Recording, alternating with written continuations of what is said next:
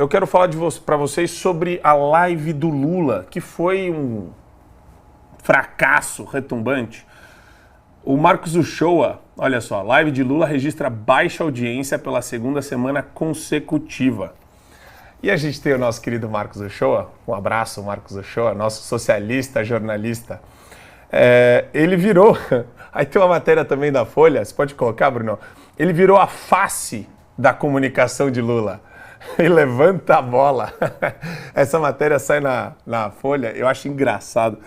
Primeiro que ninguém precisa levantar a bola do Lula. A imprensa inteira já faz esse papel patético, né? Ele se coloca numa posição de sujeição total e absoluta e restrita para o Lula e para os seus asseclas ainda. Quer dizer, eles são uma extensão, eles são uma assessoria de imprensa, na verdade, do petismo no Brasil.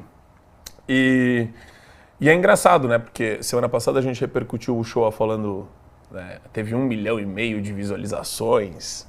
E, na verdade, foram 6 ou 7 mil pessoas assistindo simultaneamente. Simultaneamente foram menos de 6, na verdade. Menos o auge de foi 6. O pico. Foi 6 mil pessoas. O pico foi 6. Exato. E é engraçado também destacar algumas posturas do Lula nessa live, porque ele foi bastante duro, principalmente com o Bolsonaro. Ele xingou o Bolsonaro de tudo que você pode imaginar. E falou dos passarinhos também.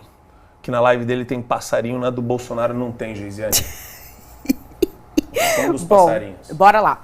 Primeira coisa é que essa live, o Lula, ele conseguiu fazer uma tremenda tolice ao iniciar essa série de lives, né? Ele faz agora uma live semanal que ele criticava quando a gestão Bolsonaro fazia isso, quando o Bolsonaro fazia isso, ele criticava, mas ele copiou a ideia e foi aquela cópia mal feita.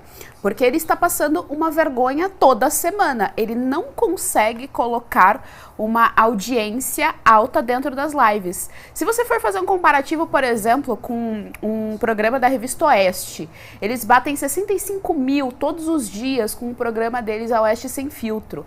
O Lula, o presidente do país... Eu assisto todos os dias. Exato, você coloca lá 65 mil fácil. E assim, início de live, tá? Início de live tá lá, 65 mil pessoas. E o Lula coloca 6 mil pessoas, 7 mil pessoas numa live. O cara que é presidente do país e que teoricamente ganhou sem nenhum tipo de arrumadinho ali nos bastidores. O cara que não anda na rua. O cara que tem popularidade, o cara que tem um termômetro na rua quente. É esse cara que não consegue colocar 6 mil reais.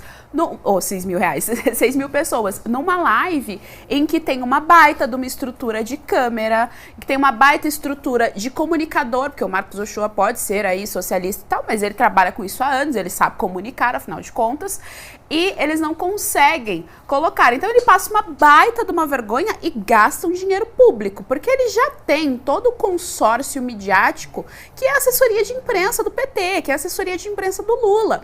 Vale lembrar aqui que quando o Lula venceu as eleições, lá na redação da Globo, os jornalistas vibraram de felicidade, ou seja, ele já tem a assessoria dele de imprensa nos meios de comunicação. Então é um gasto a mais de dinheiro, pagando aí, nós agora estamos pagando o salário do Marcos Uchoa e toda a estrutura da live, e ele ainda passa vergonha. Lembrando que quando o Bolsonaro fazia live, ele fazia do gabinete dele de um celular. Ele só abria ali o celular e iniciava a live no Instagram ou no YouTube, sem nenhuma infraestrutura, sem nenhum roteiro muito elaborado. Ele só abria ali, ia falando os acontecimentos do governo federal durante a semana, o que aconteceu, o que ia acontecer, repercutindo ali as notícias do governo federal, e essa live bombava. Isso dava audiência, porque o Bolsonaro, ele tem, inclusive, até hoje, popularidade. E é isso, inclusive, quando a gente faz uma crítica ao Bolsonaro, que nos deixa chateados. O Bolsonaro, ele tem uma baita de uma popularidade,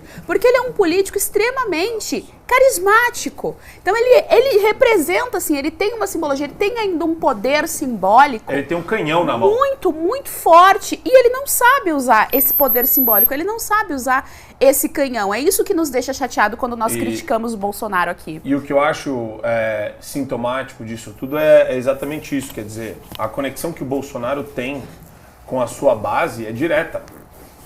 Ele, ao optar por não falar, ou pelo menos não abrir o caminho para novas lideranças, e esperar o período eleitoral para isso, eu acho um cálculo errado. Este é o ponto. Exato. É só isso. É só isso.